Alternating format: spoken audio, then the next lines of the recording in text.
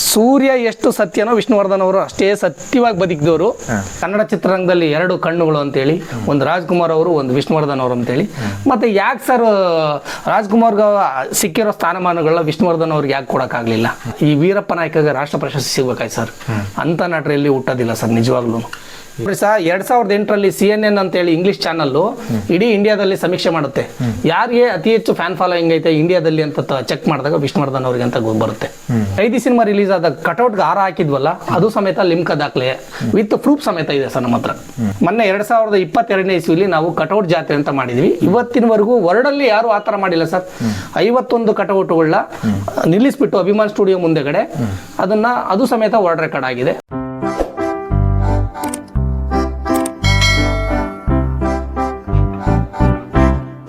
Sir ನಮಸ್ತೆ. ನಮಸ್ತೆ sir. Vishnuvardhan ನಿಲಯ ಅಂತ ನಿಮ್ಮ ಮನೆಗೆ ಹೆಸರಿಟ್ಟಿದ್ದೀರಾ? ಹಾಂ ಸರ್. ಸೊ ಇದ್ರ ಬಗ್ಗೆ ನಮಗೆ ಇನ್ಫಾರ್ಮೇಷನ್ ತಿಳಿಸ್ಕೊಡಿ. ಹಾಗೆ ಸೊ ನಿಮ್ಮ ಬಗ್ಗೆ ಪರಿಚಯ ಮಾಡಿಕೊಂಡು ಇದರ ಹಿನ್ನೆಲೆ ಏನಂತ ನಮಗೆ ತಿಳಿಸ್ಕೊಡಿ ಸರ್ ವಿವರವಾಗಿ. ಖಂಡಿತ ಸರ್. ಹಾಂ ಸರ್, ನನ್ನ ಹೆಸರು ತಿಪ್ಪೇಸ್ವಾಮಿ ಅಂತೇಳಿ. ನಮ್ಮದು ಚಿತ್ರದುರ್ಗ ಜಿಲ್ಲೆ ಚಳ್ಳಕೆರೆ ತಾಲೂಕು. ನಮ್ಮದು ಪರಶುರಾಮಪುರ ಹೋಬಳಿ ಓಬಳಾಪುರ ಅಂತೇಳಿ. ಓಕೆ. ನಾವು ಬೆಂಗಳೂರಲ್ಲಿ ಸ್ಟೇ ಆಗಿದ್ದೆ ಸರ್. ನಾನೊಂದು 12-13 ವರ್ಷ ವಿಟಾ ಟೆಕ್ನಾಲಜಿಲಿ ವರ್ಕ್ ಮಾಡ್ತಾ ಇದ್ದೆ. ನಾನು ಹಲವಾರು ಸಿನಿಮಾಗಳು ನೋಡ್ತಾ ಇದ್ದೆ. ಮೊದಲು ನಾನು ಅಂಬರೀಷ್ ಅಭಿಮಾನಿ ಆಗಿದ್ದೆ ಚಿಕ್ಕ ಹುಡುಗನಾಗೆ. ನನಗೆ ನಮ್ಮ ಮಾವ ಒಬ್ಬರು ಇದ್ದರು, ತಿಪ್ಪೇಸ್ವಾಮಿ ಅಂತೇಳಿ. ಅವರು ಮೆಡಿಕಲಲ್ಲಿ ವರ್ಕ್ ಮಾಡ್ತಿದ್ದಾರೆ. ಅವರು ನನಗೆ ವಿಷ್ಣುವರ್ಧನ್ ಅವ್ರ ಬಗ್ಗೆ ತುಂಬ ಹೇಳ್ತಾ ಇದ್ರು. ಅವರು ನೋಡ್ಬಾ, ಅವ್ರನ್ನ ನೀನು ಒಂದ್ಸರಿ ನೋಡು, ಅವರು ಯಾವ ಥರ ಸೇವೆ ಮಾಡ್ತಾರೆ, ಆಮೇಲೆ ನೀನು ಇನ್ನೊಬ್ರು ಫ್ಯಾನ್ ಆಗ್ಬಂತೆ ಅಂತೇಳಿ ನನಗೆ ಹೇಳ್ತಾ ಇದ್ರು. ನಾನು ಇದನ್ನು ನಂಬಲೇ ಇಲ್ಲ ಸರ್. ನನ್ನೊಂದು ದಿನ ಈ ನ್ಯಾಷನಲ್ ಕಾಲೇಜ್ ಹತ್ರ ಕರ್ಕೊಂಡು ಹೋಗಿದ್ರು ಸರ್. ಅದು ಬಂದ್ಬಿಟ್ಟು ಯಡಿಯೂರಲ್ಲಿ ಇದೆ. ಅಲ್ಲಿ ಪ್ರತಿ ತಿಂಗಳು 2ನೇ ಭಾನುವಾರ ಅವರು ಕ್ರಿಕೆಟ್ ಆಡ್ತಾ ಇದ್ರು, ಸ್ನೇಹಲೋಕ ತಂಡ ಕಟ್ಕೊಂಡು. ಸೂಪರ್. ನಾನು ಫಸ್ಟ್ ಟೈಮು ಅಲ್ಲಿಗೆ ಹೋದಾಗ ಅಲ್ಲಿ ಸುಮಾರು ಒಂದು 20-30 ಜನ ಕ್ಯೂ ನಿಂತಿತ್ತು. ನಾನು ಅವ್ರ ಜೊತೆ ಫೋಟೋ ಹೊಡ್ಸ್ಕೊಳಕ್ಕೆ ಇದು ಕ್ಯೂ ನಿಂತಿದೆ ಅಂತ ನಾನು ಹೋಗಿ ಕ್ಯೂ ನಿಂತ್ಕೊಂಡೆ. ನಾನು ಕರ್ಕೊಂಡು ಹೋಗಿದ್ದು ಫೈರೋಜ್ ಖಾನ್ ಅವರು ಒಂದು ಮಾತು ಹೇಳಿದ್ರು, ನೀನು ಅಲ್ಲೇನು ನಿಂತ್ಕೊಂತೀಯ, ನಿನ್ಗೇನು ಸಹಾಯ ಬೇಕು ಅಂತ ಕೇಳಿದ್ರು. ನಾನು ಶಾಕ್ ಆದೆ, ಹೌದಾ ಇದೇನು ಅಂತ ಹೇಳ್ಬಿಟ್ಟು ಮತ್ತೆ ನಾನು ಕ್ಯೂ ಇಂದ ವಾಪಸ್ ಬಂದು ಹೋದೆ. ವಿಷ್ಣು ಸರ್ ಅವರು ಪೇಟ ಕಟ್ಕೊಂಡು yellow colour dress, T shirt ಮತ್ತು ಲೋಯರ್ ಪ್ಯಾಂಟ್ ಹಾಕೊಂಡು ಕೂತಿದ್ರು. ಯಾವ ಇಸ್ವಿಲಿ ಸರ್ ನೆನಪಿದೆಯಾ? ಸರ್ ನಾನು ಆ್ಯಕ್ಚುಲಿ 2004ನೇ ಇಸ್ವಿ ಇಲ್ಲ 5ನೇ ಇಸ್ವಿಲಿ ಸರ್. ಸರಿ ಹೇಳಿ. ಅವಾಗ ಹೋದೆ. ಅಲ್ಲಿ ಎಲ್ಲ ಅವ್ರು ಏನು ಮಾಡ್ತಿದ್ರು ಅಂದರೆ, ಕೆಲವಾರು ವಯಸ್ಸಾದವರು, ಕೆಲವಾರು ಬಡವರು, ಕೆಲವಾರು ಆಟೋ ಡ್ರೈವರ್ಗಳು, ಈ ಥರದವರೆಲ್ಲ ಸಹಾಯ ಹಸ್ತ ಚಾಚಕ್ಕೆ ಬಂದಿದ್ದಾರೆ. ನನಗೆ ಇದೆಲ್ಲ ನಿಜವಾಗ್ಲೂ ನನಗೆ ಗೊತ್ತಿರಲಿಲ್ಲ ವಿಷ್ಣುವರ್ಧನ್ ಅವರಂದ್ರೆ ಇಷ್ಟೊಂದು ಗ್ರೇಟು ಹಂಗೆ ಹಿಂಗೆ ಅಂತೇಳಿ. ಆಮೇಲೆ ನಾನು ನೋಡಿದೆ, ಒಬ್ಬ ಸಂತೋಷ್ ಅಂತೇಳಿ, ನಾನು ಎಲ್ಚನಹಳ್ಳಿಲಿ ವರ್ಕ್ ಮಾಡ್ತಾ ಇದ್ದೆ, JP ನಗರ ಎಲ್ಚನಹಳ್ಳಿಲಿ. ಅಲ್ಲಿ ಸಂತೋಷ್ ಅಂತ ಬಂದಿದ್ರು. ಸಂತೋಷ್ ಟೈಲರ್ ಟೈಲರ್ ಇದ್ದಕ್ಕಿದ್ದಂಗೆ ಆತೇನೋ ಲಾಸ್ ಆಗ್ಬಿಟ್ಟು ಅವ್ರ ಹತ್ರ ಸಹಾಯ ಹಸ್ತ ಬಿಡಕ್ಕೆ ಬಂದಾಗ, ಅಂದ್ರೆ ತುಂಬಾ ಬಡವರಿಗೆ ಸಹಾಯ ಮಾಡ್ತಾ ಇದ್ರು. ಖಂಡಿತ ಇದು ನನ್ನ ಕಣ್ಣೆದ್ರಿಗೆ ನಡೆದಿದ್ದ ಘಟನೆ. ಅವ್ರು ಇಮಿಡಿಯೇಟಾಗೆ ಕಾಸು ಕೊಟ್ಟು, ಎಲ್ಲೂ ನೀನು ಯಾವುದೇ ಕಾರಣಕ್ಕೆ ಇದನ್ನು ಯಾರಿಗೂ ಹೇಳ್ಕೊಡ್ದು ಅಂತಾನೆ ನಮ್ಮ ಕಣ್ಣೆದ್ರಿಗೆ ಹೇಳಿ ಅವರು ಕಳಿಸಿದ್ರು. ಆ ಥರ ಸ್ಟೋರಿನ ಅಲ್ಲೊಂದು 25-30 ಜನ ಆ ಒಂದು 2 ಅವರ್ಸಲ್ಲೇ ನಮ್ಗೆ ಅನುಭವ ಆಯಿತು. ನಾನು ಅವತ್ತು ಬಂದು ವಿಷ್ಣುವರ್ಧನ್ ಅವರ ಅಭಿಮಾನಿ ಆದೆ ಸರ್. ಅಂಬರೀಷ್ ಅಭಿಮಾನಿ ಆಗಿದ್ದರು, ವಿಷ್ಣುವರ್ಧನ್ ಅಭಿಮಾನಿ ಆದೆ. ಅದೊಂದು ಕಾರಣ ಸರ್. ಓಕೆ. ಅದು ಆಮೇಲೆ ನನ್ನ ಇಡೀ ಕುಟುಂಬ ಎಲ್ಲ ನಾನು ವಿಷ್ಣುವರ್ಧನ್ ಅಭಿಮಾನಿನೇ. ನಮ್ಮ ತಂದೆಯವರಾಗಲಿ, ನಮ್ಮ ಅಣ್ಣ ಆಗಲಿ, ನಮ್ಮ ತಾಯಿ ಆಗಲಿ, ನಮ್ಮ ಅಜ್ಜಿ, ನಮ್ಮ ಅಮ್ಮ ಆಗಲಿ, ಅವರೆಲ್ಲರೂ ವಿಷ್ಣುವರ್ಧನ್ ಅವರ ಅಭಿಮಾನಿನೇ.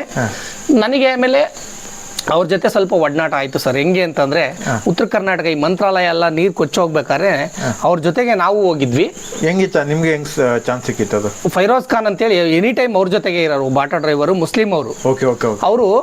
ಅವ್ರದ್ದು ಒಂದೇ ಒಂದು ನಿಮಿಷ ಹೇಳ್ತೀನಿ ಸರ್ ಸ್ಟೋರಿ. ಹೇಳಿ. ಅವರು ಮುಸ್ಲಿಮ್ಸು, ಆದರೆ ಆಧಾರ್ ಕಾರ್ಡಲ್ಲಿ ಸಮೇತ ಚೇಂಜ್ ಮಾಡಿಸಿ ವಿಷ್ಣು ಅಂತಾನೆ ಬರ್ಸ್ಕೊಂಡಿದ್ದಾರೆ. ಜೊತೆಗೆ ಒಂದು ಹಿಂದೂ ಹೆಣ್ಮಗಳನ್ನ ಅಡ್ಯಾಪ್ಟ್ ಮಾಡ್ಕೊಂಡು ವಿಷ್ಣು ಸರ್ ಯಾವ ಥರ ದತ್ತು ತಗೊಂಡು ಸಾಕಿ ಮದುವೆ ಮಾಡಿಕೊಟ್ಟು ಇವತ್ತು ಮೊಮ್ಮಕ್ಕಳು ಪಡೆದಿದ್ದಾರೋ, ಅದೇ ಥರ ಈ ಫೈರೋಜ್ ಖಾನ್ ಅವರು. ಆ ಫೈರೋಜ್ ಖಾನ್ ಅವರೇ ನನ್ನ ವಿಷ್ಣು ಸರ್ನ ಭೇಟಿ ಮಾಡಿಸಿದ್ದು. ನಾವು ಒಂದೇ ದಿನ ಅವ್ರ ಕಾರಲ್ಲಿ ಜೊತೆಗೆ ಹೋದ್ವಿ, ವಿಷ್ಣು ಸರ್ ಕಾರಲ್ಲಿ. ಇದು ನನಗೆ ತುಂಬ ಹ್ಯಾಪಿ ಮೂಮೆಂಟ್, ನನ್ನ ಜೀವನದಲ್ಲಿ ಮರಿಲಾರದಂಥ ಘಟನೆ ಇದು. ಯಾಕಂದ್ರೆ ಈ ಸೌಭಾಗ್ಯ ಯಾರಿಗೂ ಸಿಗಲ್ಲ ಸರ್. ಖಂಡಿತ ನೋಡಕ್ಕೆ ಚಾನ್ಸ್ ಇರಲ್ಲ ಅಂತ ನೀವು ಜರ್ನಿ ಮಾಡಿದಿರ. ಸೂರ್ಯ ಎಷ್ಟು ಸತ್ಯನೋ ವಿಷ್ಣುವರ್ಧನ್ ಅವರು ಅಷ್ಟೇ ಸತ್ಯವಾಗಿ ಬದುಕಿದವರು. ಆದರೆ ಅವ್ರ ಪರವಾಗಿ ರಾಜಕಾರಣಿಗಳಾಗಲಿ, ಚಿತ್ರರಂಗದವರಾಗಲಿ, ಜೊತೆಗೆ ಹಲವಾರು ಜನ ದ್ವೇಷ ಮಾಡಿಬಿಟ್ರು ಅವ್ರನ್ನ. ಸುಮ್ಮನೆ ಏನು ಇಲ್ಲ ಸಲ್ಲದ ವಿಚಾರಗಳಿಗೆ ಅಷ್ಟೇನೆ, ಸಣ್ಣ ಪುಟ್ಟ ಏನು ನಡೆದೇ ಇಲ್ಲದ ಘಟನೆಗಳೆಲ್ಲ ನಡೆದಿದೆ ಅಂತೇಳಿ ವಿಷ್ಣುವರ್ಧನ್ ಅವ್ರ ಮೇಲೆ ಹಾಕಿ ಇದನ್ನೆಲ್ಲ ಕಣ್ಣಾರೆ ಕಂಡ್ವಿ ಸರ್. ಸ್ವಲ್ಪ ದಿನ ಒಡನಾಟದಲ್ಲಿದ್ವಿ. ನಾವು ಬೆಂಗಳೂರಿಂದ ಊರಿಗೆ ಬಂದ ಮೇಲೆ ನಾನು ವಿಷ್ಣು ಸರ್ ಹೆಸರಲ್ಲೇನೆ ಮನೆ ಮಾಡಬೇಕು ಅಂತೇಳಿ ಡಾಕ್ಟರ್ ವಿಷ್ಣುವರ್ಧನ್ ನಿಲಯ ಅಂತ ಮಾಡಿದೆ. ನಾವು ಈ ಮನೆ ಮಾಡಿದ್ಮೇಲೆ ಈ ನೋಡ್ರಿ ಇಲ್ಲಿಂದ ಇಲ್ಲಿಗೆ ಅಷ್ಟೇ ಮನೆ ಇತ್ತು. ಈಗ ಅವ್ರ ಹೆಸರು ಮಾಡಿದ ಮೇಲೆ ನೋಡ್ರಿ ಇಷ್ಟು ದೊಡ್ಡ ಮನೆ ಮಾಡಿದೀವಿ. ಅವರೇ ನನಗೆ ಆದರ್ಶ ಸರ್ ಇದಕ್ಕೆಲ್ಲ. ಓಕೆ, ನಿಮಗೆ ವಿಷ್ಣು ಸರ್ ಜೊತೆ ಯಾವ ರೀತಿ ಒಡನಾಟ ಆಯಿತು ಸರ್ ನಿಮಗೆ? ಸರ್ ನಾನು 2005ನೇ ಇಸ್ವಿಲಿ ವಿಷ್ಣು ಸೇನಾ ಶೂಟಿಂಗ್ ಮಂಡ್ಯದಲ್ಲಿ ನಡೀತು. ನಾನು ಆಗ ಶೂಟಿಂಗ್ ಹೋಗಿದ್ವಿ ನಾವು ಜೊತೆಗೆ. ಆ ಒಂದು ಲಕ್ಷಾಂತರ ಸರ್, ಆ ವಿಶ್ವೇಶ್ವರಯ್ಯ ಸ್ಟೇಡಿಯಂ ಅಲ್ಲಿ ಲಕ್ಷಾಂತರ ಜನ ಕಲ್ತಿತ್ತು ವಿತ್ ಪ್ರೂಫ್ ಸಮೇತ. ಇವತ್ತು ಆ ಸಿನಿಮಾದಲ್ಲಿದೆ. ಅದರಲ್ಲಿ 2005ರಲ್ಲೇ ನಾನು ಅಲ್ಲಿಗೆ ಹೋಗಿದ್ದೆ. ಅದಕ್ಕಿಂತ ಮುಂಚೆ 2001ನೇ ಇಸ್ವಿಲಿ ಯಜಮಾನ ಸಿಲ್ವರ್ ಜೂಬ್ಲಿ 250ನೇ ದಿನಕ್ಕೆ ನಾನು ಕಂಠೀರವ ಒಳಾಂಗಣ ಕ್ರೀಡಾಂಗಣಕ್ಕೆ ಸಾಸ್ತಿ ವಿಷ್ಣುವರ್ಧನ್ ಅವ್ರನ್ನ ಭೇಟಿಯಾಗಕ್ಕೆ ಹೋಗಿದ್ವಿ. ಬಟ್ ಅಷ್ಟು ಕ್ರೌಡಲ್ಲಿ ನಮ್ಮನ್ನೆಲ್ಲ ಎಲ್ಲಿ ಸರ್, ನಾವು ಚಿಕ್ಕವರಲ್ಲಿ ಅಲ್ಲೆಲ್ಲ ಅವ್ರ ವೇದಿಕೆ ಮೇಲೆ ಅಲ್ಲೆಲ್ಲೋ ಇದ್ರು. ಅಲ್ಲಿ ಕ್ರೈನಲ್ಲಿ ಇಷ್ಟಪ್ಪ ಹಾರ ಬಂದು ಅವ್ರಿಗೆ ಹಾಕಿ ಅದೆಲ್ಲ ಆ ಒಂದು ಪ್ರೌಡ್ ಮೂಮೆಂಟೇ ನಮಗೆ ಒಂದು ಖುಷಿ ಕೊಡೋದು ಸರ್. ಫ್ಯಾನ್, ಆ ವಿಷ್ಣುವರ್ಧನ್ ಫ್ಯಾನ್ಸ್ ಅಂದ್ರೆ ಆ ಕ್ರೇಜು, ಅವ್ರನ್ನೆಲ್ಲ ನಾವು ಹುಚ್ಚರು ಸರ್ ಆ ವಿಚಾರದಲ್ಲಿ. ನಿಜವಾಗ್ಲೂ ಅದೆಲ್ಲ ಸತ್ಯ. ಹಾಗಾಗಿ ಮತ್ತೆ ನಮಗೆ 2007ರಲ್ಲಿ ಮತ್ತೆ 8ರಲ್ಲಿ ಫೋಟೋಸ್ ತೆಗಿಸ್ಕೊಂಡೆ ಸರ್ ಅವ್ರ ಜೊತೆಗೆ. ಮನೇಲಿ ಇದೆ ಈಗ ಫೋಟೋ ಸಮೇತ, ಮನೇಲಿ ಹಾಕಿದ್ದೀನಿ. ಬನ್ನಿ ಸರ್ ಬೇಕಾರೆ. ಓಕೆ, ಹೇಳಿ ಸರ್, ಇದು ಎಷ್ಟನೇ ಇಸ್ವಿಲಿ ತೆಗೆಸ್ಕೊಂಡದ್ದು? ನೀವು ವಿಷ್ಣು ಸರ್ ಜೊತೆ ಒಂದು ಫೋಟೋ ಸಿಕ್ಕಿದೆ ಅಂದ್ರೆ ನಿಮ್ಮ ಪುಣ್ಯ ಅಂತ ತಿಳ್ಕೊಬೇಕು. ಸೊ ನಮ್ಗೆ ನೋಡೋಕ್ಕೂ ಆಗಿಲ್ಲ, ಇದ್ರ ಬಗ್ಗೆ ಸ್ವಲ್ಪ ನಮಗೆ ಮಾಹಿತಿ ತಿಳಿಸ್ಕೊಡಿ ಸರ್. ಸರ್ ನನಗೆ ಈ ಫೋಟೋ ತೆಗೆದಿದ್ದು ವಿಷ್ಣು ಸರ್ ಕೊನೆ ಮೂಮೆಂಟಲ್ಲಿ, ಅಂದರೆ 2009ರಲ್ಲಿ ಸೆಪ್ಟೆಂಬರ್ 18ಕ್ಕೆ ಅವ್ರ ಜನ್ಮದಿನದಿಂದ ತೆಗೆದಿದ್ದು. ಬಟ್ ಇದಕ್ಕಿಂತ ಮುಂಚೆನೇ ನಾನು ಫೋಟೋಸ್ ಸುಮಾರಿದ್ದಾವೆ. ಬಟ್ ಆ ಫೋಟೋಸು ಆಲ್ಬಮಲ್ಲಿ ಇದಾವೆ ಸರ್. ಬಟ್ ಇದು ತುಂಬಾ ಚೆನ್ನಾಗಿರೋ ಫೋಟೋ ಅಂತ ಹೇಳಿ ಇದನ್ನ ಸ್ವಲ್ಪ ಎನ್ಲಾರ್ಜ್ ಮಾಡಿ ದೊಡ್ಡದಾಗಿ ಹಾಕೊಂಡಿದೀವಿ. ಅಲ್ಲೊಂದು ಫೋಟೋ ಇದೆ, ಮಾಮೂಲಿ ನಾರ್ಮಲ್ ಆಗಿ ಪ್ರತಿದಿನ ಪೂಜೆ ಮಾಡೋ ಫೋಟೋ. ಸ್ವಲ್ಪ ಮಾಹಿತಿ ಹೇಳಿ, ಯಾವ ಮೂಮೆಂಟ್ ಸರ್? ಇದು 2009ರಲ್ಲಿ ಸೆಪ್ಟೆಂಬರ್ 18ಕ್ಕೆ ಜನ್ಮದಿನಕ್ಕೆ ಮನೆಗೆ ವಿಶ್ ಮಾಡೋಣ ಅಂತ ಹೋದಾಗ ನಮ್ಮ ಸ್ನೇಹಿತರು ಒಡಗೂಡಿ ಅವತ್ತು ಬ್ಲಡ್ ಡೊನೇಟ್ ಮಾಡಿ, ಆ ಬ್ಲಡ್ ಡೊನೇಟ್ ಮಾಡಿ ಅವತ್ತು ಯಜಮಾನ್ರ ಜೊತೆಗೆ ನಾವು ಫೋಟೋ ಇಡಿಸ್ಕೊಂಡಿದ್ದು. ಯಾರಾದ್ರೂ ಬಂದ್ರೆ ತುಂಬಾ ಖುಷಿ ಪಡ್ತಾರೆ. ಏನೋ ಮರೆಯ ನೀನು ಸೂರ್ಯನ ಜೊತೆಗೆ ಅಡ್ಡಾಡಿದ್ಯಾ, ನಂಗೆ ಅದೊಂದು ಪ್ರೌಡ್ ಆಗುತ್ತೆ, ತುಂಬಾ ಖುಷಿ ಆಗುತ್ತೆ. ಅವರು ನಿಜವಾಗ್ಲೂ ಆದರ್ಶ ಮಹಾ ವ್ಯಕ್ತಿ. ಅವರು ಹಿನ್ನೆಲೆ ತುಂಬಾ ಚೆನ್ನಾಗಿದೆ ಸರ್.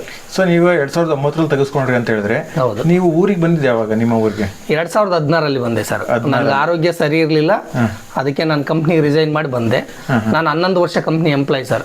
ವಿಷ್ಣು ಸರ್ಗೆ ಈ ಥರ ಅವತ್ತೇನೋ ಒಂದಿನ ಮಾರ್ನಿಂಗ್ ಈ ಥರ ವಿಷ್ಣು ಸರ್ ಇಲ್ಲ ಅಂತ ಗೊತ್ತಾದ್ಮೇಲೆ ನೀವು ಎಲ್ಲಿದ್ರಿ ಮತ್ತೆ ನಿಮ್ಮ ರಿಯಾಕ್ಷನ್ ಏನು ಅವತ್ತು? ರಿಯಾಕ್ಷನ್ನು ಸರ್, ಅದು ಪದಗಳೇ ಇಲ್ಲ ಸರ್. ಅವತ್ತು ನಾನು, ನಮ್ಮ ತಂಗಿ ಒಬ್ರಿದ್ರು ಶಿಲ್ಪಾ ಅಂತೇಳಿ, ನಾನು ಅವ್ರ ಜೊತೆಗಿದ್ವಿ. ನಾನು ಕಂಪ್ನಿಗೆ ಹೋಗ್ಬೇಕಾದ್ರೆ ಬೆಳಿಗ್ಗೆ ಎದ್ದು ಕಂಟಿನ್ಯೂಸ್ ಆಗಿ 3-4 ಸಾಂಗು ಯೂಟ್ಯೂಬ್ ನಮ್ಮ ತಂಗಿ ಹಾಕೊಂಡು ಮನೆ ಕೆಲಸ ಮಾಡ್ತಾ ಇತ್ತು. ಬೆಳಿಗ್ಗೆ 5ವರೆಗೆ ಒಂದೇ ಸಮಯ ಸಾಂಗ್ ಬರ್ತಾನೆ ಇತ್ತು. ನನಗೆ ಬರ್ತಡೇ ಇಲ್ಲ, ಏನು ಇಲ್ಲ, ಏನು ಸಿನಿಮಾ ರಿಲೀಸ್ ಇಲ್ಲ, ಯಾಕೆ ಹಿಂಗೆ ಬರ್ತಾ ಇದೆ ಅಂತ ಹೇಳಿ ಇದು ನೋಡ್ತಾ ಇದ್ದೀನಿ. ವಿಷ್ಣುವರ್ಧನ್ ಅವರು ವಿಧಿವೇಶ ಅಂತ ಬರ್ತಾ ಇದ್ದು. ನನಗೆ ಯಾರು ನ್ಯೂಸ್ ಹೇಳಿಲ್ಲ, ಏನಿಲ್ಲ. ನಾನು ಅಲ್ಗೂ ನಾನು ಟಿವಿ ತಗೊಂಡು ಹೊರಗೆ ಎತ್ತಾಕ್ಬೇಕು ಅಂತ ಹೋದಾಗ ನನ್ನ ತಂಗಿ ಬಂದು ಕಾರ್ ಇಟ್ಕೊಂಡ್ಬಿಡ್ತು. ಬೇಡಣ ಇದು ಮಾಹಿತಿ ಕರೆಕ್ಟಾಗಿ ಕೇಳ್ಕೊಳ್ರಿ ಅಂತೇಳಿ. ಅದೇ ನಮ್ಮ ಫೈರೋಜ್ ಅಣ್ಣ ಅಂತೇಳಿ ಮುಸ್ಲಿಮು, ಅವ್ರಿಗೆ ಫೋನ್ ಮಾಡಿದಾಗ ಹೌದು ನಿಜ ಅಂತ ಹೇಳಿದರು. ನಾನು ಹೆಂಗೆ ಶಾರ್ಟ್ಸಲ್ಲಿದ್ನೋ ನಾನು ಹಂಗೆ ಜಯನಗರ ಮನೆಗೆ ಹೋದೆ. ಅಷ್ಟೊತ್ತಿಗಾಗಲೇ ಮೈಸೂರಿಂದ ಯಜಮಾನ್ರನ್ನ ಕರ್ಕೊಂಡು ಬಂದಿದ್ರು. ನಾನು ಅಲ್ಲಿ ಮತ್ತೆ ಅಭಿಮಾನ್ ಸ್ಟುಡಿಯೋದಲ್ಲಿ ಯಜಮಾನ್ರನ್ನ ಅಲ್ಲಿ ದಪ್ಪನಾಗೋವರೆಗೂ ಅಲ್ಲೇ ಇದ್ದೆ ನಾನು. ಸುಮಾರು ಜನ ಅಲ್ಲಿ ಪೊಲೀಸ್ ಅವ್ರಿಗೆಲ್ಲ ತುಂಬ, ನಮಗೂ ಅವ್ರಿಗೆಲ್ಲ ತುಂಬ ಸಮಸ್ಯೆಗಳಾದವು. ನಮ್ಮನ್ನೆಲ್ಲ ಒಳಗಡೆ ಬಿಡಲಿಲ್ಲ. ಅಭಿಮಾನ್ ಸ್ಟುಡಿಯೋ ಹೊರಗಡೆ ಫಾರೆಸ್ಟ್ ಇದೆ. ಆ ಫಾರೆಸ್ಟ್ ಮರದ ಮೇಲೆ ಕೂತ್ಕೊಂಡು ಎಲ್ಲೋ ಒಂದು ಕಡೆ ದರ್ಶನ ಮಾಡ್ಕೊಂಡು ಬಂದ್ವಿ. ಅವೆಲ್ಲ ನೆನಪು ಸರ್. ಈಗ ಕನ್ನಡ ಚಿತ್ರರಂಗದಲ್ಲಿ ವಿಷ್ಣು ಸರ್ ಅಂದರೆ ತುಂಬ ಒಳ್ಳೆ ಹೆಸರು ಮಾಡಿದ್ದಾರೆ. ಮತ್ತು ಎಲ್ಲರಿಗೂ ಬಡವ್ರಿಗಾಗ್ಬೋದು, ಅದಕ್ಕಿಂತ ಹೆಚ್ಚಾಗಿ ಹೆಣ್ಮಕ್ಳಿಗೆ ಒಳ್ಳೆ ರೆಸ್ಪೆಕ್ಟ್ ಕೊಡ್ತಿದ್ದಂಥವ್ರು. ಅವ್ರಿಗೆ ಈ ಇತ್ತೀಚಿನ ದಿನ ಬೆಳವಣಿಗೆ ನೋಡಿದ್ರೆ ಒಂದು ಸಮಾಧಿಗೆ ಒಂದು ಜಾಗ ಇಲ್ಲ, ಒಂದು ಪುಣ್ಯ ಭೂಮಿಗೆ ಜಾಗ ಇಲ್ವಲ್ಲ, ಇಷ್ಟೆಲ್ಲ ಪ್ರಾಬ್ಲಮ್ ಆಗ್ತಿದೆ. ಇದ್ರ ಬಗ್ಗೆ ನಿಮ್ಮ ಅನಿಸಿಕೆ ಹೇಳಿ ಸರ್. ಸರ್, ನನಗೆ ಒಂದು ಅಂದರೆ ರಾಜಕಾರಣಿಗಳ ಇಚ್ಛಾಶಕ್ತಿ ಕೊರತೆ ಒಂದು.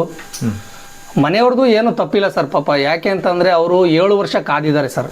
2009ರಿಂದ 2016ವರೆಗೂ ಅವರು ಈ ಬೆಂಗಳೂರಲ್ಲೇ ಆಗುತ್ತೆ, ಇವತ್ತಲ್ಲ ನಾಳೆ ಆಗುತ್ತೆ ಅಂತೇಳಿ 5-6 ಮುಖ್ಯಮಂತ್ರಿಗಳು ಬದಲಾವಣೆ ಆಗೋವರೆಗೂ ಅವ್ರು ತುಂಬ ಕಾದ್ರು. ಎಲ್ಲ ಇಲಾಖೆಗಳಿಗೂ ತಿರುಗಿದ್ರು.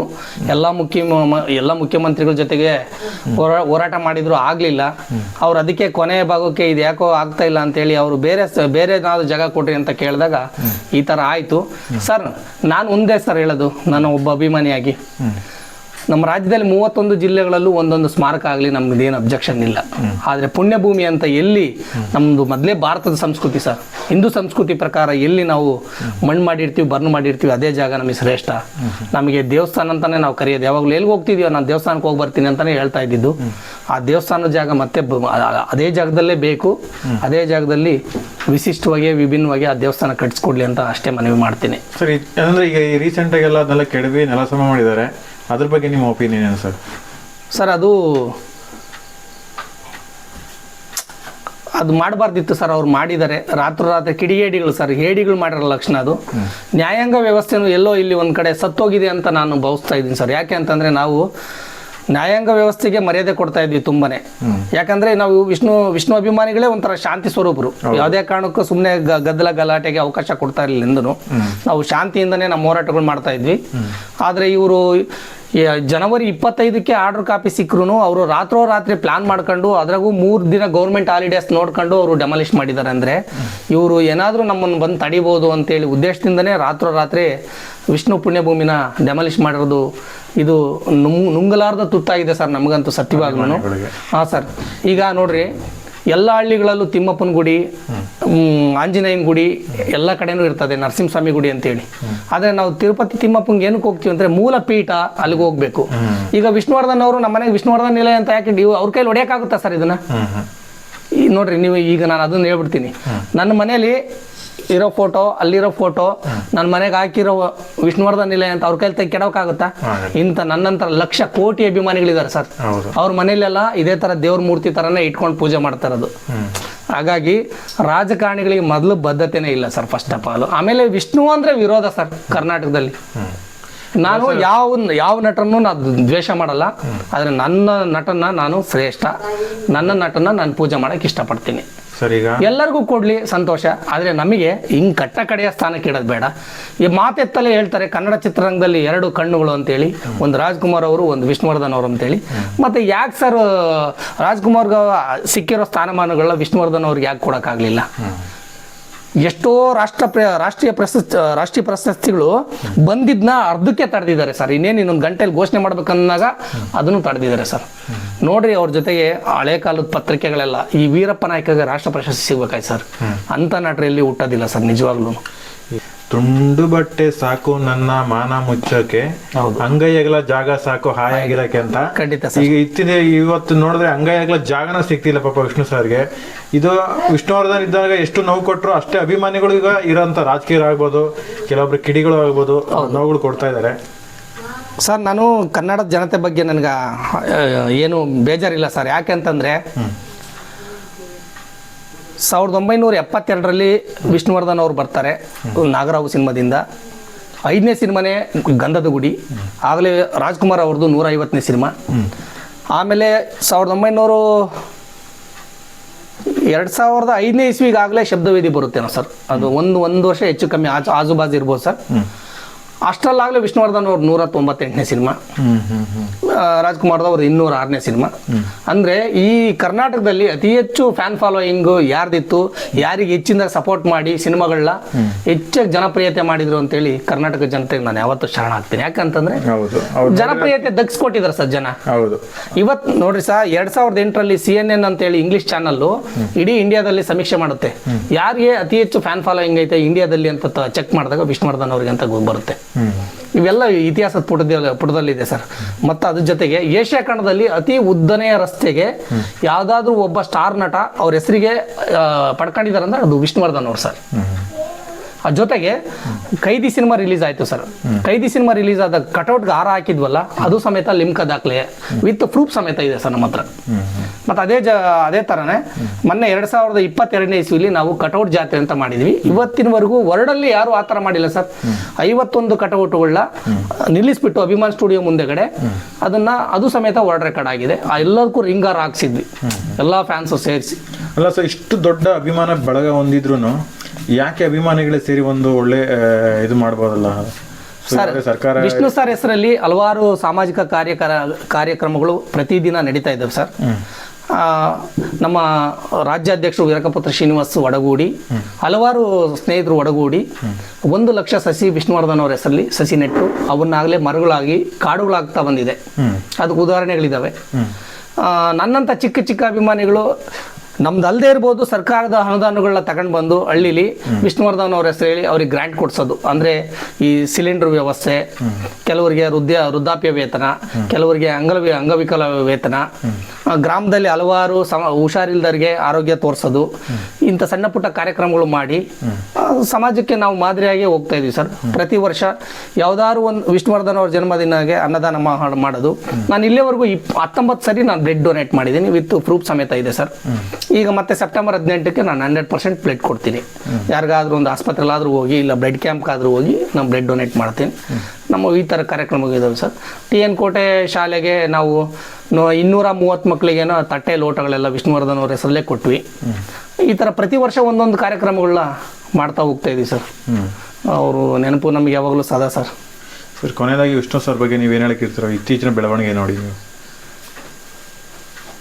ಸರ್ ಅದೇ ನನ್ನ ಮಾತೆತ್ತಲೇ ಅದೇ ಹೇಳ್ತೀನಿ, ರಾಜಕಾರಣಿಗಳಿಗೆ ಇಚ್ಛಾಶಕ್ತಿ ಇಲ್ಲ ಸರ್. ವಿಷ್ಣುವರ್ಧನ್ ಅಂದರೆ ಏನೋ ಒಂಥರ ಲೇಜಿ ಏನೋ ಥರ ಸರ್. ಯಾಕೆ ಅಂತಂದರೆ ಅವ್ರ ಹಿಂದೆ ಮುಂದೆ ಯಾರು ಕೇಳೋರಿಲ್ಲ ಅಂತ ಸರ್. ಆದರೆ ನನ್ನಂಥ ನಿಷ್ಠಾವಂತ ಅಭಿಮಾನಿಗಳು ಇದ್ದೇ ಇರ್ತೀವಿ ಸರ್. ಇಷ್ಟು ಮಾತ್ರ ಹೇಳೋಕ್ಕೆ, ನನ್ನ ಮಕ್ಕಳಿಗೂ ಮುಂದಕ್ಕೆ ಫ್ಯೂಚರ್ಗೆ ಇವರು, ನನ್ನ ಮಗನೂ ವಿಷ್ಣುವರ್ಧನ್ ಅಭಿಮಾನಿಯಾಗಿರ್ತಾನೆ ಸರ್. ಅಷ್ಟು ಹೇಳ್ತೀನಿ ಸರ್. ಧನ್ಯವಾದ ಸರ್. Thank you sir.